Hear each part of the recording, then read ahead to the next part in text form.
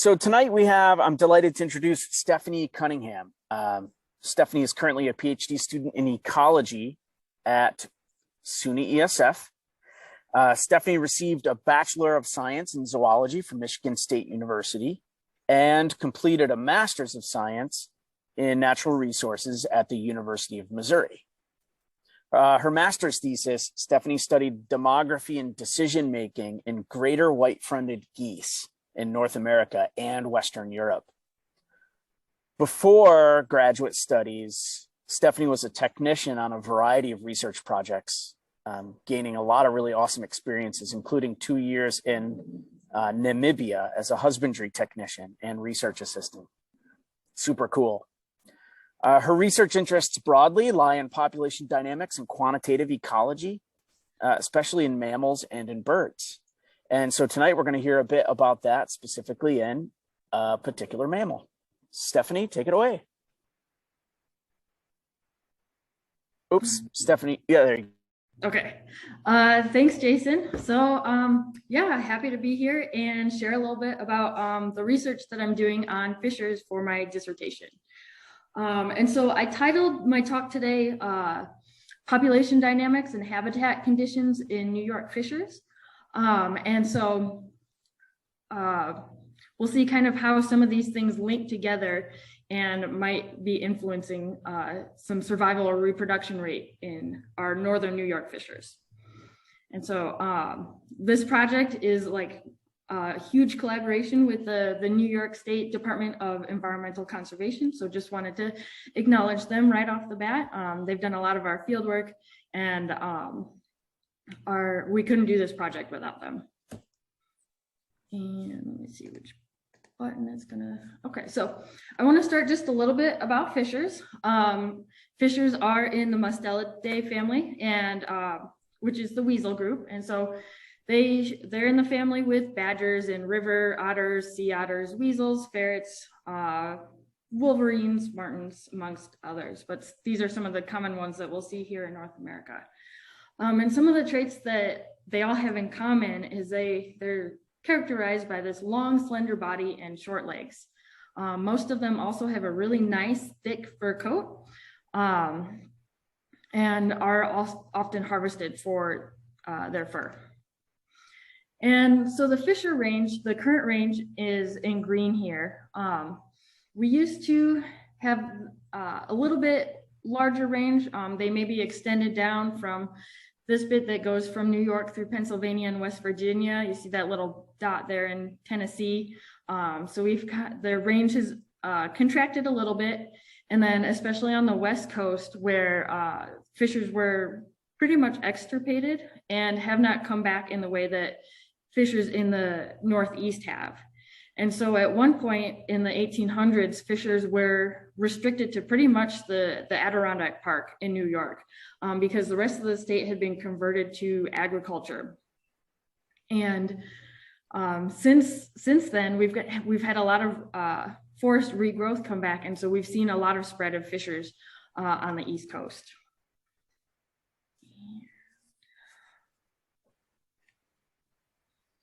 And so for their diet, fishers are very general in what they'll eat. Most typical things that you'll see them eating is hares, either snowshoe hares or cottontail rabbits, small mammals like mice or voles, squirrels. They are specialists on porcupines, and they also will eat a good bit of deer carrion. However, they will also eat small birds, grouse, acorns, and beech nuts. And actually recently, a paper came out from California where they've been studying some of the reintroduced fishers there, that over 40% of their diet in the summer actually comes from mushrooms and fungus, which I was like, that's very interesting. And so there's other bits, some have had bits of foliage, berries, eggshells, and even insects in their diet. So really, they're very generalist in what they'll eat. They are forest specialists though. And so pretty much you won't find them in big open areas. As long as there's some good chunks of forest, it's probably a decent habitat for fisher. And getting into some of their biology and life history. And so fishers are kind of cavity nesters. And so they'll use holes in trees made by other critters or like woodpeckers when they give birth to their kits in the spring. And mom will protect the kits in the cavities for 10 or so weeks until the kits are weaned and they're big enough to be able to start following her around throughout her territory. And the reproductive cycle is very, very interesting compared to most other mammals because, so not very different is, so they give birth in late March or early April. And then they'll mate again with a new male 10 to 14 days after the kits are born. And then the new embryo that has formed from mating, it will stay in stasis in their body until active pregnancy doesn't actually begin until late January or February. And then so February through middle of March, end of March is when they're actually gestating. And this is a phenomenon that is called delayed implantation. And it's occurs in other mammals, but it's most commonly seen in the Mustelidae, the weasel family. And so the weasel family has the highest proportion of species that do this out of the whole class Mammalia. And so getting into our fishers in New York and the work that I'm doing. And so, like I mentioned, fishers in New York have mostly come back after a lot of the agriculture has gone away. There's still some areas where you're probably not going to find too many of them, especially in areas like Western New York. Let me see if I can get my laser pointer. Over here, where they're probably pretty low density, but they've come back in the southern tier. You can usually find them in the Catskills region, and then especially up through the Mohawk Valley and getting into the Tug Hill, just east of Lake Ontario. However, so this map is showing the darker green is about over 6 or more fishers per 10 square miles observed by trappers or hunters or DEC staff between 2005 and 2013. And we think that potentially that in the southern here, the population has been expanding there because there were recent reintroductions in Pennsylvania in the 1990s. And so they're just kind of moving up still. However, this area up in the central Adirondacks here that is very light, that indicates less than 1 fisher per 10 square miles, is a pretty low density, especially in this region where this was the only place that you could find them 100 years ago when they were extirpated from the rest of the state. And so this kind of phenomenon pattern is what prompted the work that I'm doing. And then similarly, we have harvest data from trappers where they've shared with the DEC. They record how many trap nights that they have open and how many trap nights it takes them to get a fisher. And over between the same time period, about 2005 to 2013, it seems like in the 3 wildlife management units within the central Adirondacks, the number of fishers per unit effort has been declining. And so a lot of times this take per unit effort, it can be used as an index for abundance. And so we expect that if there was a lot of fishers, that the effort needed would be less. And with it going down is a potential indicator of population decline.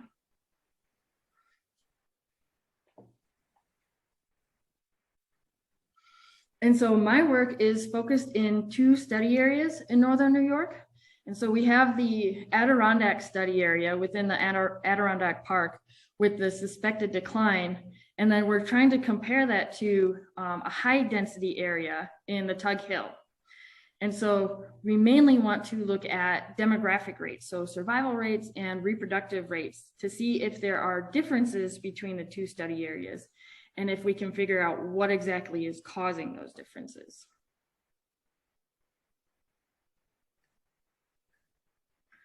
So then why might fishers be declining in the Adirondacks? And so I just wanted to touch on a little bit about population dynamics real quick. And so when we go from this year's population size to next year's population size, we can lose individuals by emigration, animals leaving the population and joining a new one, or animals dying. Alternatively, we can also have animals joining our population via immigration or being born. And for my work, we're not really going to look at the immigration or emigration, but are just going to focus on births and deaths. And so I have some nice little icons that I'll use to indicate these vital rates throughout the presentation. And so I'm going to look at some factors that could be influencing these vital rates across space. And potentially there may be interactions leading to too liberal harvest regulations. I'm not going to be looking into that really, but there is a Ph.D. student at Cornell that's going to be doing some population modeling and experimenting with harvest rates and things like that that might give us more information on that end. And so I'm going to be focused on the landscape and potential other factors caused by humans that may be impacting fishers. And so our two study areas, though they're pretty close, are quite a bit different. Probably the biggest difference that I think about when I think about the two study areas is the forest structure. And so because the Adirondack Park has had so much land protected for quite a long time, there's lots of mature forest and large blocks of mature forest. Whereas the Tug Hill is much more disturbed, has a lot more timber harvest, and perhaps this is leading to a little bit more stand age variation. And this is potentially important. We'll talk about some of these because prey, habitat for prey. And there's some differences with the lake effect snow that they get on the Tug Hill. They do still get a good bunch of snow in the Adirondacks. So that's kind of like a minor thought. And then the Adirondack Mountains make the topography a bit harsher than the top of the Tug Hill, which is quite flat. But one of the main things that we've been thinking about while since I've started working on this Fisher project is how do some of these, the forest structure and what are the things that are relating to the distribution of prey species.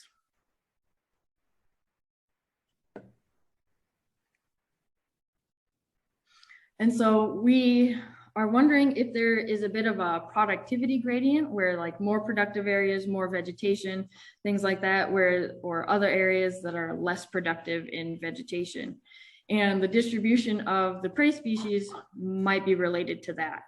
And so here I've shown all of New York State instead of just the study areas. But a lot of this work, as you'll see over the next few slides, is going to be statewide that we're going to clip down to context for the survival and reproductive rates.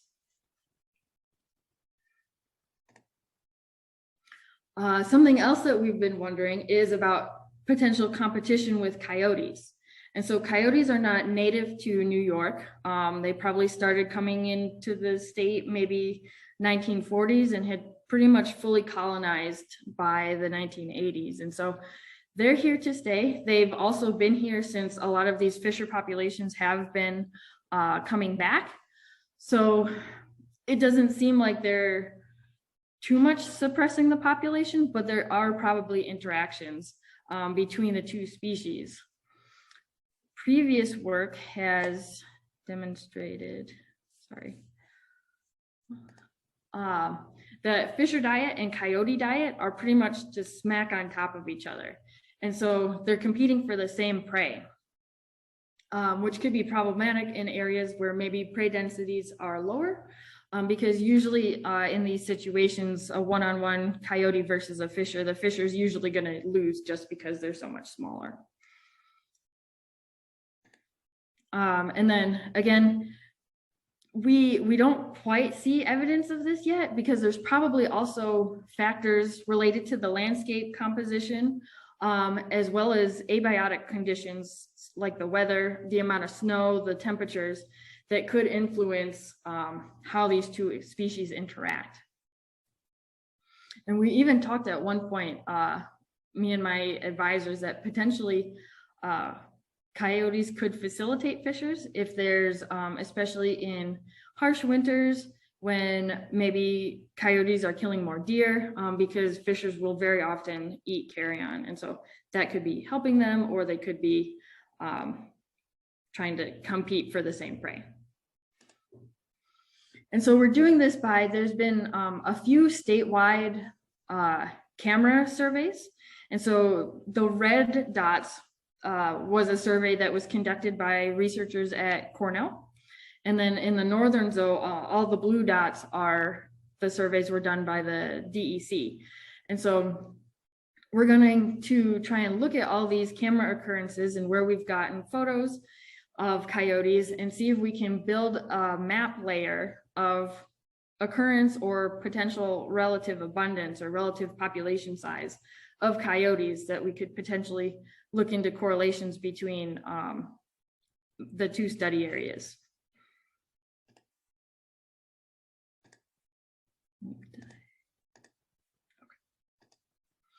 And another thing that we're interested in looking at is rodenticide poisoning in fishers. And so this wasn't really on our radar when I first started, but unfortunately, when we had some live captured fishers that one of them died while he was anesthetized, and we had one die right after. We put a collar on him, and the necropsy showed that they actually both had very, very high concentrations of rodenticides in their systems. And so these rodenticides are pretty common. They are blood thinners. And there's two kinds of these anticoagulant rodenticides. And so there's the first generation, which are like warfarin. They give to people sometimes as a blood thinner, and some similar derivatives. But unfortunately, in the 1970s, they were finding that some of the mice and rats that they were putting this compound out to try and get rid of, they were developing a resistance to the rodenticide. And so they developed the second generation rodenticides, which are much more potent. And so on the left is an example of a first generation anticoagulant, and the one on the right is a second generation. And now the thing with these second generation ones, based on what my advisor and I have been able to read in the laws and regulations, these compounds are not supposed to be able to be purchased by me or you, or, you know, just like the general public. They're supposed to be restricted to professional pest managers and strictly farm applications. However, these two buckets were on the shelf next to each other at Tractor Supply, so it seems like they're maybe not quite as restricted as we kind of hope they would be. And so one thing that was interesting, so they do a lot of research on the California fishers because they've spent a lot of money to reintroduce them. They've been finding that the illegal marijuana farms are one of the major sources of rodenticide poisoning in California fishers, and are a major problem for them, as well as other carnivores in the region. I think this paper was on spotted owls. But that's one source, probably not super common up here in New York. And so like, we were also not really thinking about this because we figured mainly agricultural people would be using these compounds to keep mice and things out of their grain silos. And then maybe you still get some mice moving around and fishers wandering over towards more agricultural areas and eating some of those mice and becoming exposed a little bit. However, we're now thinking that potentially one of the other sources is seasonal cabins in the Adirondacks, where when you go away for the winter, don't want the little critters to move in while you're away. So folks might be putting a lot more of this rodenticide down. And then that's right in fisher territory. And so they're eating more of those and becoming more exposed.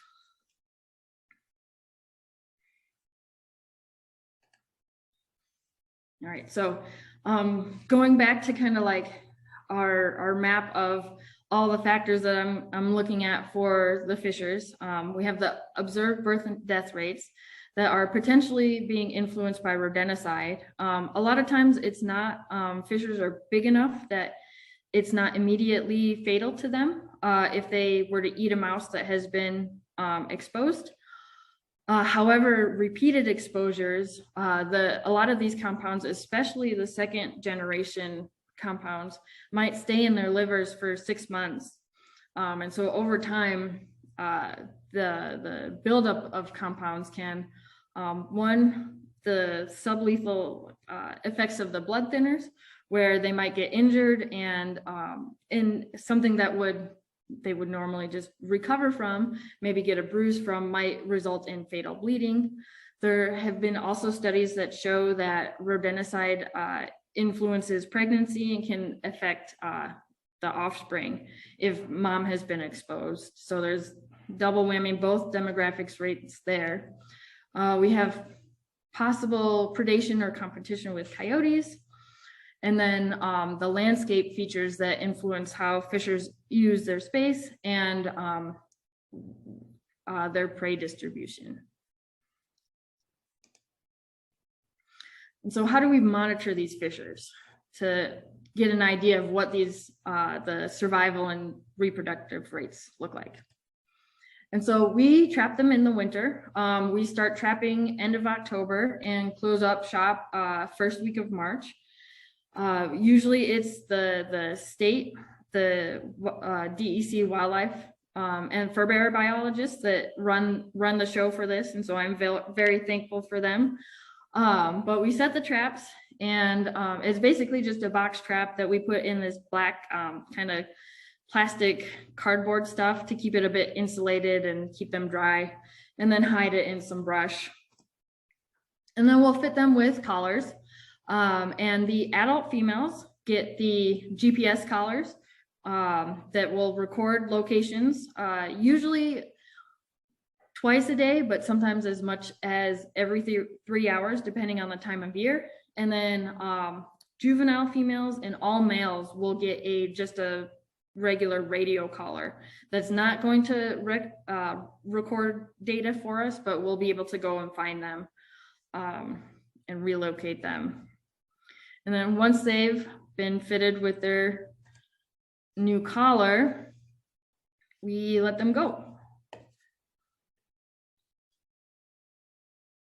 And they're usually very happy to be on their way again.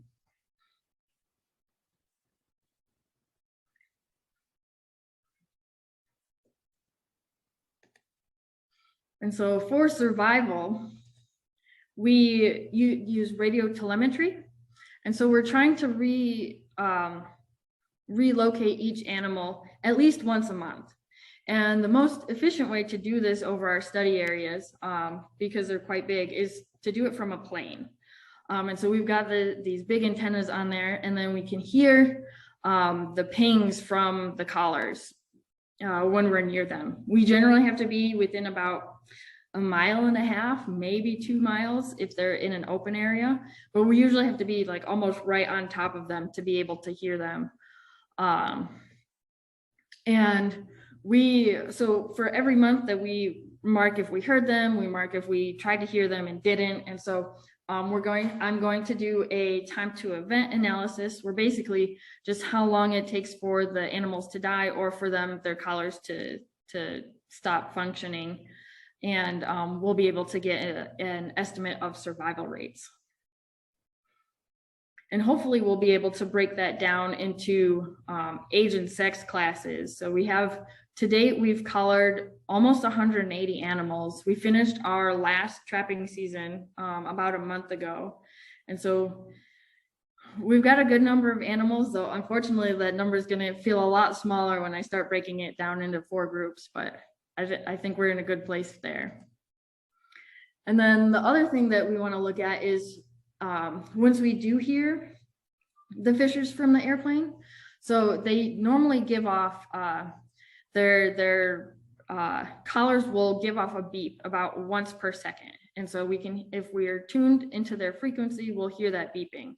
However, the collars have a sensor in them so that if the animal hasn't moved for 8 hours, it will switch the frequency of the beeping and to about a doubled rate. And so we call that a mortality signal. And so once we hear that, once we've finished flying, we'll try and go and find the animal on the ground, because ideally we'd like to find out what the cause of death is. And so the ones that we've identified thus far we unfortunately have some that we've gotten to too late that we can't really tell. There's been a handful of animals that have been hit by cars, several that have been legally harvested. I mentioned a few from the rodenticide. We also had a case of rabies, and we had one that was a confirmed coyote predation. And there's some differences in the range of causes of death according to study area. There's a good bit of overlap, but hopefully with enough information, it could tell us a lot if there's a lot of human caused mortalities in one area versus it's mainly natural mortality in the other. We also try and look at reproduction. And so like I mentioned, the fishers being sort of cavity nesters, they use these trees to keep the kits in when they're pretty young. And so they'll usually keep them in a cavity for about 10 weeks. And however, they don't stay in the same one the whole time. Usually mom will move them anywhere between say 3 to 7 times within that 10-week period. Sometimes just because there's not enough space. There's some research that looks like they, depending on temperature conditions, like so as it gets warmer, they don't need something so insulated because they'll get too warm, whereas they really need that extra insulation when they're really tiny. And so we know that they're going to be moving these kits at some point, and we want to get an idea of kit survival and litter size. And so making use of the knowledge that they're going to move at some point, we can find the trees because mom has a collar on, and we set trail cameras at the trees when we find them. And then hopefully at some point we'll get photos of mom leaving the tree with the kits in tow, and she'll carry them in her mouth like that until they're 10 to 12 weeks old, when they kind of come out on their own and start following her. And which kind of looks like this as they leave on their own.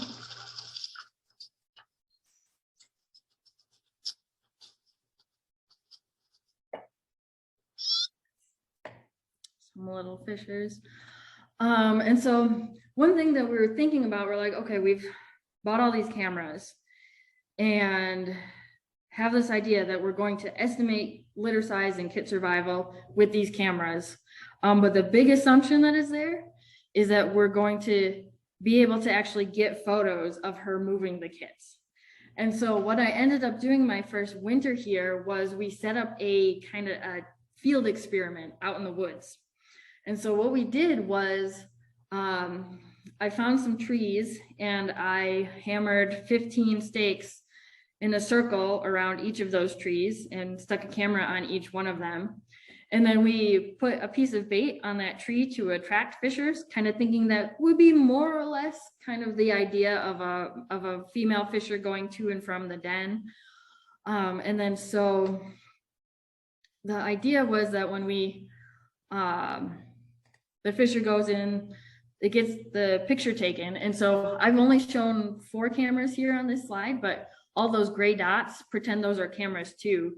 And when we get a photo, then virtually I'll take and rarefy all of the camera arrays into subsets. And so I'll see how many combinations of 4 cameras, of 5 cameras, of 6 cameras, and how many of those combinations got photos of that fisher, to get an estimate of the probability that we're going to detect the fisher if it's in with this circle. And it came out pretty high, like almost, I think it wasn't quite 100%, but it was very high. And so we're like, okay, that's cool. That did what we wanted it to, but now we started kind of second guessing our setup and thinking, is that really representative of what the female fishers are doing? And so after the first denning season in 2020, we had done basically the same thing, except like at each den, we don't have the camera set at a fixed distance or in a circle, because we don't want to disturb them with hammering all these metal stakes in. And so they're just on the trees. But we took those data from the photos that we got from, I think it was 5 fishers in the 2020 denning season. And I was able to estimate the probability that we detect a fisher according to number of cameras. And so it started out pretty low, and it did differ. We compared when the fisher was going up the tree and when she was coming out of the tree and leaving the area. And so we found that when she was going up was a much higher probability of being detected. So starting at about a 50% probability and going up to, I think it was just over 90% probability that we would get a photo of her. And then when she was leaving, at one camera, there was less than a 25% probability that we would get a picture of her, but then it went up to about 75%, which made us a little bit worried, because the thing that we're interested in is mom leaving with the kid. However, when I went through and actually like looked at all of the females at all of the trees, we were almost 100% capture rate of these females leaving with kids. And we think it's because she's usually a bit awkward when she's come down the tree. She's going a little bit slower than she normally would, because you don't want to drop the kit or land on them, and then she'll usually reshuffle, get a better grip before carrying on. So we think just this behavioral aspect is making it easier for us to get the actual photos that we were hoping for. And so we are very pleased to find that it was nearly 100% of these the kit photos. And then the other thing that we can look at, that we want to look into with these female fishers, the moms, is the den attendance and foraging effort. And so we want to look at the den attendance, because if she's in the den, she's there, she can protect the kits, she can keep them warm. And then if she's the more time she spends away, the more time they're exposed to potential predators or the effects of cold. Also with foraging effort, if she needs to spend a lot of energy going very far to find prey, that's going to be hard on her body. She's probably not going to be able to produce enough milk for the kits, and so they might not grow as well. And so also in the GPS collars that they have accelerometers. And if you have a Fitbit, I have a Fitbit, those have accelerometers in them too. And so basically what they're doing is it's measuring movement in 3 axes. And so this is an example for my Fitbit. It's taking the information from when I was actually driving at this point, but based on the movement of my wrist going up and down and the velocity I was moving forward, it tried to classify as an outdoor bike. And so the accelerometers that we have in the Fisher collars aren't that fine scale. They do record in 3 axes, but they only summarize the data and send it to us every 5 minutes. And so we have the kind of an average over every 5 minutes. And so you wouldn't be able to identify, say, like prey capture events from this, but we can tell when she's out of the tree and moving around, so the pink dots, versus when she's probably either in the den or resting somewhere else. And so we can use that to get an idea of how much time she spends away and how much time she's in the den, how much energy she expends. And then also similar space use, we would expect that she would want to keep her movements clustered around the den, but depending on what resources are available to her on the landscape, might have to go farther. And so we're going to take the raw data, the point locations from the collars, and then we can look at them and see what kind of patterns and how they're clustered. Right, and then kind of going back out to statewide again, to give us an idea of general trends across the state and also to help build us some layers. And so the areas in dark gray in the state are areas that are open to fisher harvest for at least 5 days a year. And so in New York, if you harvest a fisher, it's required to get a pelt seal before it can be tanned or sold or anything like that. And so the state has taken the opportunity that when trappers do this, they will also request the carcasses or parts of the carcass. And they were requiring a tooth to be pulled from each harvested fisher. And with the tooth, they send it to a lab in Montana and they put them on slides like this. And they can actually tell us how old the animal is based on the layers in the teeth.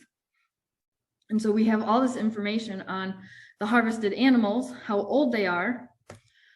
And so for the female animals, they also brought out the reproductive tract that we are working with folks from Cornell. And if we look at the ovaries, that we can get an idea of the maximum number of kits a female would have had that spring if she weren't tracked. And so we can use that as a landscape, as like a snapshot across the landscape to get an idea of potential productivity of these animals. And so expecting maybe areas where there would be more prey to be, we would see evidence that maybe there are the female would have had maybe more kits than an area, say in the central Adirondacks, where there's less prey. Maybe she was only, had only 3 kits that might have gestated that spring. And then we can combine that and look at differences in ages and differences in space. And then coming back to the rodenticide exposure, we also did these tests from the harvested animals and to get a look at where the potential rodenticide exposure was across the state. And so it was actually quite higher than we were expecting it to be. I think it was the first batch of animals that, the first batch that we tested had 100 fishers. And out of them, I think it was about 75% that had at least trace evidence of at least one compound on board. And even in the part that I've circled is that kind of coral color indicates that they had at least one first generation rodenticide and at least one second generation rodenticide. And so that bit where they're smack in the middle of the Adirondack Park is what kind of we were concerned about and kind of encouraged us to keep looking into this rodenticide thing and see if we can figure out where it's coming from. We've also got a master's student here that's looking into a more regional look at rodenticide from Pennsylvania, New York, Vermont, New Hampshire, and Maine.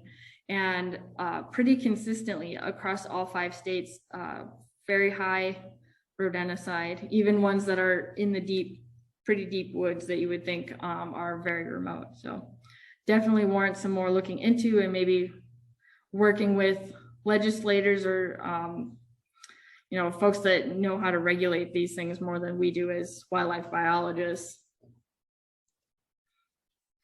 And so just kind of putting things back again together, we have these observed survival rates and reproduction in the northern New York study areas. And we are looking at examining some statewide patterns and potential variables for survival and reproduction in the rodenticide and the coyote abundance. And so they could those 2 bits could also probably stand on their own, but can also inform what we're seeing, some of these observed survival and reproduction rates in our northern New York fishers. And then the habitat use and the landscape factors that are potentially relating to prey availability. And so for the next steps, there's a lot of writing code in my future, and then writing, and hopefully I will finish up soon. We are almost done with data collection. And so, like I said, we finished trapping in the beginning of March, and we have our high hopes for this reproductive season. So I think in the Adirondack study area so far, they have close to 6 females that might be denning, and a few less on the Tug Hill side. And then we will monitor them through June, and then monitor the rest of the animals with working collars for survival through December. And then we'll be sending some of this research out. And so just kind of some closing thoughts. A lot of this research is going to hopefully be useful for managers, not just for managing the species, but also the habitat management too, depending on, if there needs to be timber harvest to help, put some heterogeneity in the landscape, or even give information as they're trying to increase introductions of fishers on the West Coast. And with that, thank you again for having me. And I just wanted to acknowledge my advisors, Jackie Freyer and Paul Jensen, and especially the New York State Department of Environmental Conservation, as well as all the public trappers that helped us get some of these samples, and all of my lab mates. Thank you. Excellent. Thank you so much, Stephanie. Such a fascinating study on such an awesome creature that we're lucky to have here in New York. So if anyone has any questions, we can do this in a number of ways. You could select the raise your hand function if you'd like, or you can type something in the chat, or frankly, you could just speak up. If I could just maybe get the ball rolling with a question. And forgive me if you said this, but I don't think so. Do fishers use regular latrines the way some other mustelids do? And if so, is that a possible way to, to monitor their locations? Not that I've come across. Okay. I haven't seen anything like that. Yeah, not that I know. Okay. Of. Yeah. Cool. Yeah, I wasn't sure. I know that otters do, and maybe a couple other of the mustelids do, and it's a way, to monitor them. Yeah. Great. So there's a couple of questions in the chat. The first one is, how should we report sightings? Somebody saw one while deer hunting in Madison County. I think there's either on the DEC website. I think there's somewhere to click on where you can report a sightings. Okay, cool. Yeah. Somewhere within their hunting and trapping page. Yeah. Sure maybe we can find that site and share it out to those on the talk this evening. Another question is that folks are hearing a bit that fishers are maybe making a comeback. Do you get a sense that that's true? So yeah, and I think there's a lots of local variability, but like in the southern tier of New York, I would say definitely it feels like back there. Even around here, you can probably see them every now and then. It's just like the central Adirondacks is probably, you know, maybe declining, but in a lot of places throughout the Northeast, they are coming back. They're actually another interesting fact about fishers and martins. I think they're the two most reintroduced species, definitely on the continent. And so they've done a ton of reintroductions like Vermont and Pennsylvania, I think a couple in New York, and then all the ones out west too. So Yeah, I saw that. It looks like maybe one just occurred on the Olympic Peninsula in Washington, like very recently. Allison posted in the chat a link to the DEC's page about reporting. So for those interested, you could check that out right there in the chat. Thank you, Allison. So another question is, how frequently have you encountered rabies in the fisher population? Would you say? We've had one. Okay. Confirmed rapid, and we've had our hands on 180. So it's not like, I did read one paper about it from a couple decades back, between kind of looking at fishers in Pennsylvania and New York, and they talked about it as being like possible, but it's not a huge worry in the fishers.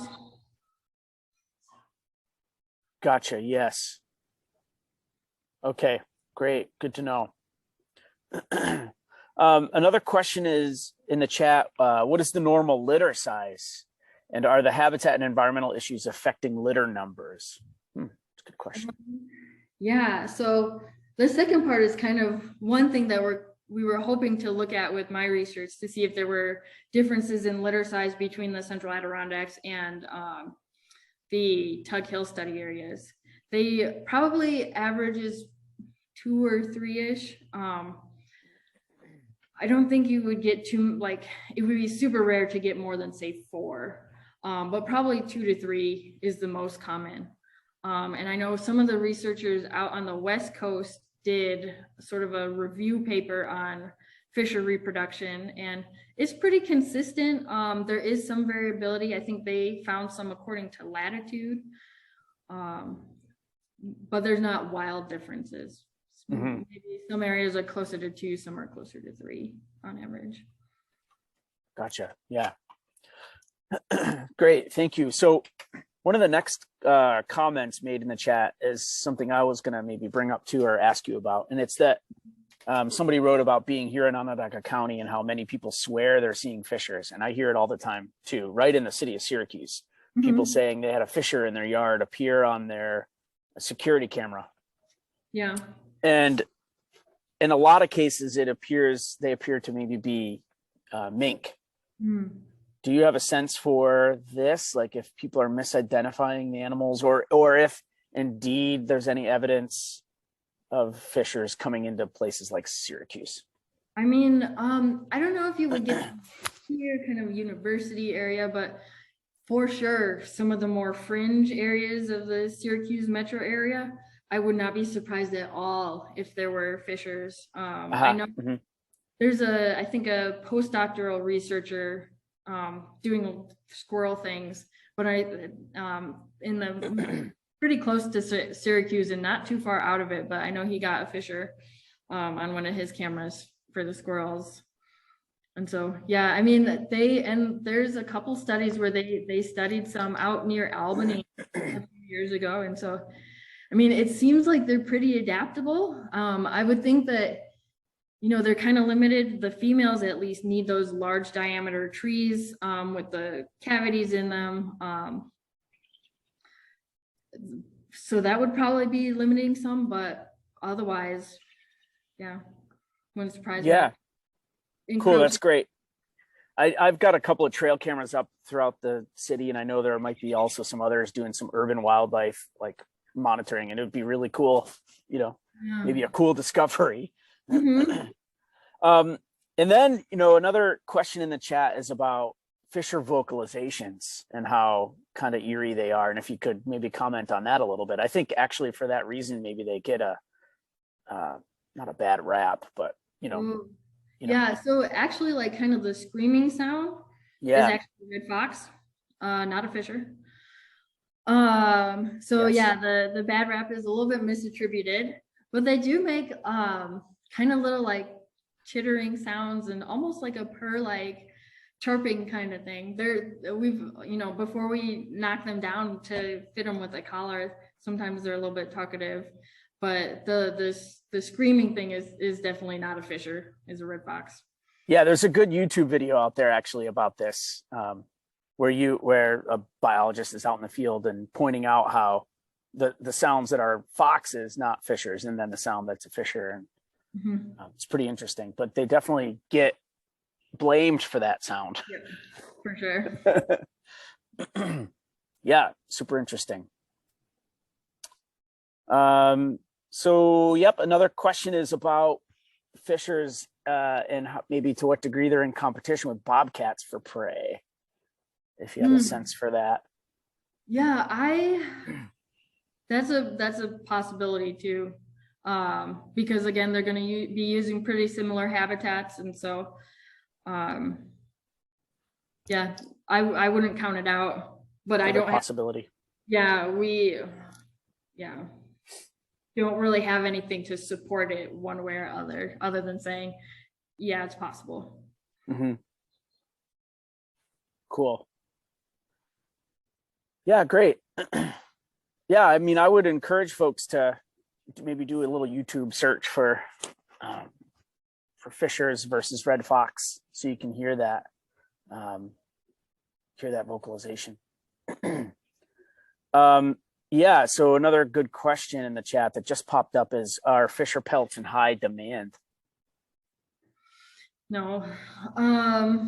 So like fur in general is really been tanking. Like nobody really wants to buy it anymore.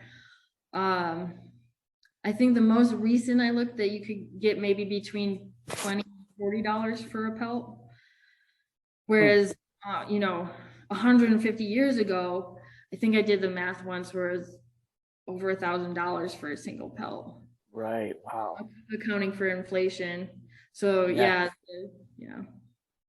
Wow. Well, good. Yeah, well, great. I know I mentioned, I think, to you at the beginning of this Zoom that I had an awesome encounter with a fisher.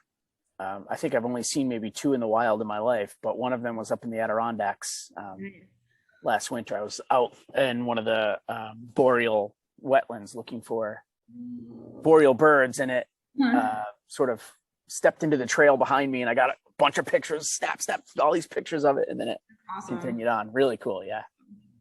Yeah, I think I've seen twice since I've been to New York working on this project, but it's always very like run across the road. Fleeting. Yeah. Yeah.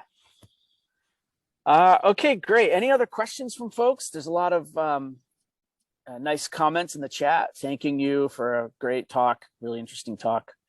Yeah, thank you for having me.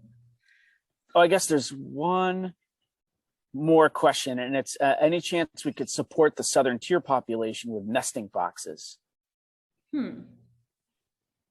That I'm not sure. I think they just started doing that maybe out west, but I don't know if they've tried to implement it out on the East Coast anywhere. And I guess, so that's not really the area that I'm familiar with, so I can't really say for sure. Gotcha. Yeah. Like the forest conditions are like there.